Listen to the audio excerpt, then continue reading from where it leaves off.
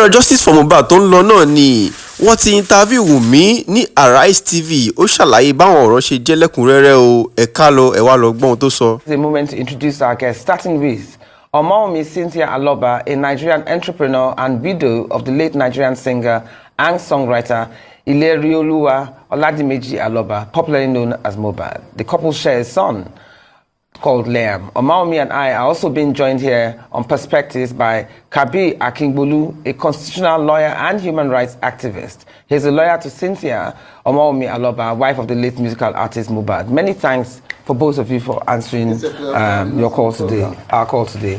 And I'm so pleased to have you here in the house, Omowunmi, because a lot of people have always wanted to hear your side of the story. Yeah. So at least now we'll get a balanced perspective. Yes, so let's start with the public scrutiny and privacy.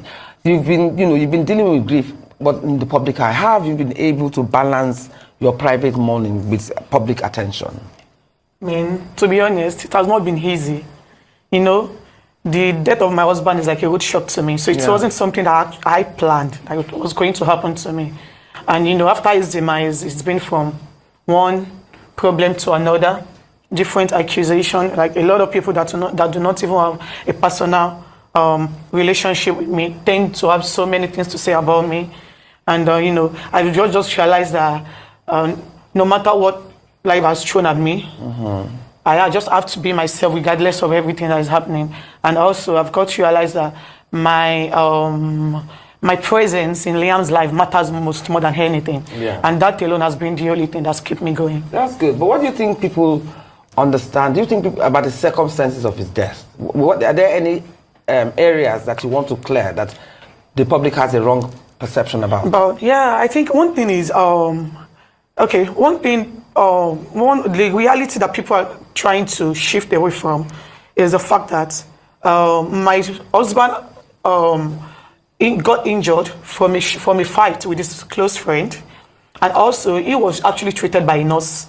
But you know, on that day or the day of his death? On the day of his death, which was on Tuesday, September 12th. But my father-in-law has, found a way of trying to divert people's attention away from the reality to, to another thing entirely. So, like most people on the public faces do not even go to the real issue on ground anymore. What really happened that last day? Yeah. So what actually happened is, like, it was on Tuesday. And a nurse actually came, like his friend, Spending, called a nurse. He was the one that gave us the nurse number, and one of his workers, Bami, called the nurse, and the nurse came around on Tuesday. On that Tuesday, he was supposed to go to a podcast interview, but the nurse actually came, and he was actually fine, although he sustained an injury, but he was okay, like it wasn't worse, because he had like plans for that day. So the nurse came, and the nurse gave him injection. I think it was the third injection that he reacted to. Did she give the injections back to back? No, it's like the distance wasn't really that much. Okay, so yeah, so it was an hour or so in between each injection. Yeah, so it was the third injection that he reacted to. How did you react to it? After the injection, he vomited. He peed, and started having reactions, started having goosebumps all over his body. His heart, it complained that it was feeling hot in his heart.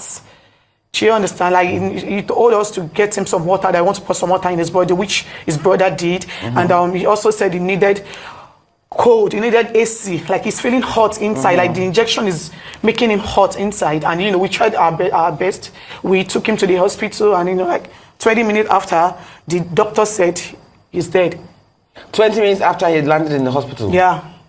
The doctor said he was dead. But that nurse that administered these injections, has any investigation been yes, but done about her professionalism, or whether she was even a qualified nurse? Yeah, after my husband's demise, she was arrested, but she was later granted bail. And ever since this whole thing has happened, she has never come out to say anything. And she sees how people has been bullying me, how people has been calling me so many despicable names, how people has been accusing me wrongly, and she has never said anything. Instead, she's been out there clubbing, partying. Like the last time I saw a video of her clubbing, like doing lashes, makeup, and she's out there living her life.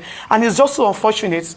Yesterday, I think there are people, like some people are out there talking to her. So those guys were on TikTok, and they were literally saying, they would tell her what to say, because next 2 weeks, March 14 is the next coroner inquest, which the judge asked him had to come over to say on side of the story. These same people on TikTok were literally saying it yesterday that they would tell her what to say to lie against me.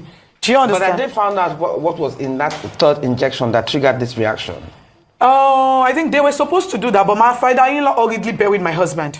So when the government autopsy came out, the autopsy result said they cannot determine the cause of death because his body has already decomposed.